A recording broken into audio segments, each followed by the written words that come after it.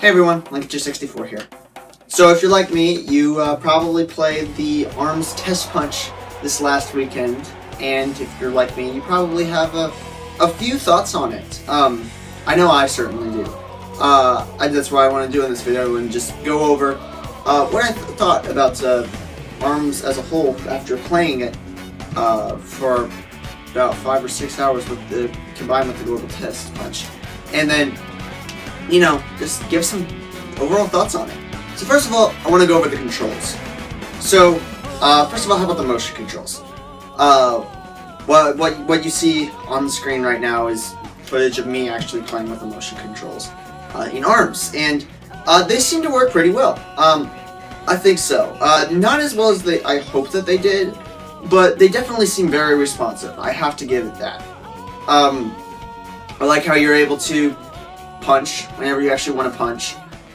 Moving left and right and back and forth seems to work pretty fluently. Shielding works pretty nice, I think. The only thing that I had any difficulty with, I think, was curving my punches. I couldn't quite get that down in the time that I had with it. I might have to, once the game actually comes out, mess around with it a bit more before I can, really test it out, to really give a fair shake on the motion controls around ARMS, but that's generally what I think about it at the moment. The Pro Controller, in my opinion, works very well. Maybe even better than the motion controls. Not super sure. I like how you can use the triggers, each individual trigger, to punch your right and left hands respectively, arms respectively, and you press X to shield, Y to dash. It works well. I think so. In addition, I think that the Switch portable unit as itself works decently well. And the early morning test punch that happened on Saturday, I tested it out in portable mode, and I think it works just as well as the Pro Controller itself. Not much else to say there. And finally, the most complicated one to talk about, I think, is the Joy-Con on its side. I don't know how much I like that, honestly. I know that if you're picking up ARMS, then you're probably not going to be playing with the Joy-Con on its side that much. Nevertheless, it is something to keep in mind as an option for, well, playing with people out in public. If you happen to have your Switch with you and you don't have an extra set of Joy-Con, then this isn't that great, in my opinion. Like, there are some games that actually use the Joy-Con inside very, they feel decent, like games like Snipper Clips or even games like Shovel Knight.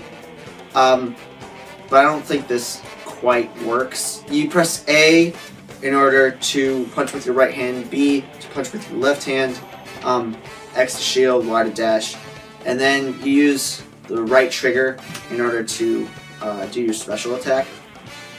It feels kind of clunky. I'm just going to say that right off the bat. And I didn't really like playing with the Joy-Con on its side from what I played. So as for the game itself, I'm pretty confident about it. I like the different modes that they've been advertising. You only got to play regular fight mode and volleyball in the demo itself. And I think that's I'll save the fight for last. Volleyball is a lot of fun. I'm just gonna say that. I like how you're able to kind of do this, like, lob whenever you do the equivalent of a grab move. You lob it up in the air, and then you can spike it if you hit it at the right moment. And I think that it ultimately works as a very strategic minigame, and I like it. And as for the fight mode itself, one-on-one is great. It feels fantastic. It really does have quite a bit of depth to it that I really didn't expect. Like, you can jumping and dashing are the two main components that I think really do work well once you've played the game for a while. There is another thing I kind of want to talk about, though, is that playing with more than 2 people. Whenever you bring 3 or 4 people into the mix, whether you're playing team battle or not, I think it gets a little too chaotic for my taste. After playing for a little while, I got a little bit used to it, but still, I didn't think team battle in 4-player worked that well because you were always being bombarded with all sorts of attacks coming out of nowhere that you just didn't really feel responsible for being able to block or anything. And yeah, not that it doesn't work. I mean, it's still fun if you're doing a team battle with another person. And even 3-player at times can be kind of cool, trying to balance between, okay, attack this person, now attack this person, go back and forth.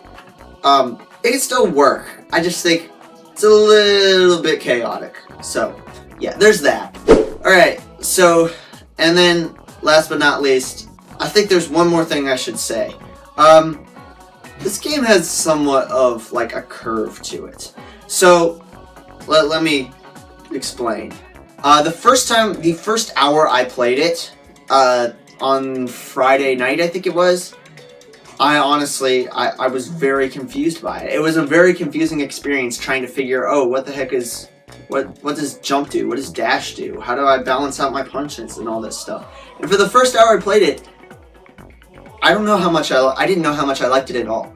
I definitely didn't come away with it. It wasn't a negative experience, but it certainly wasn't very positive.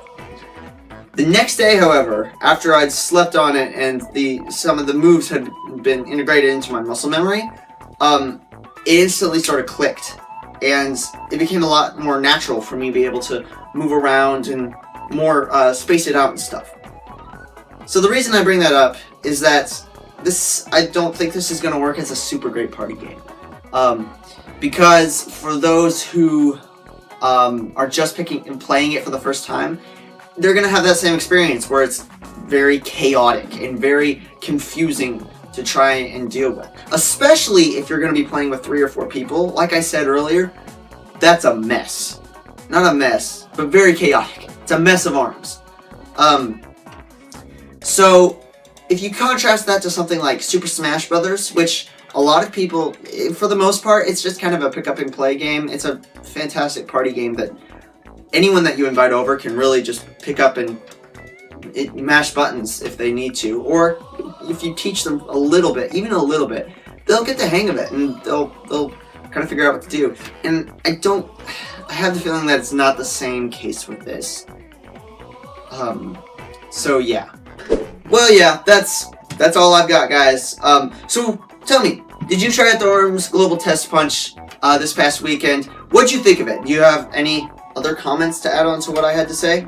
And as always, if you're new to my channel, I talk about everything Nintendo Switch, 3DS, ARMS, all that good stuff. And if you're interested in that, you can subscribe to my channel up here. And you can also check out my latest video up here.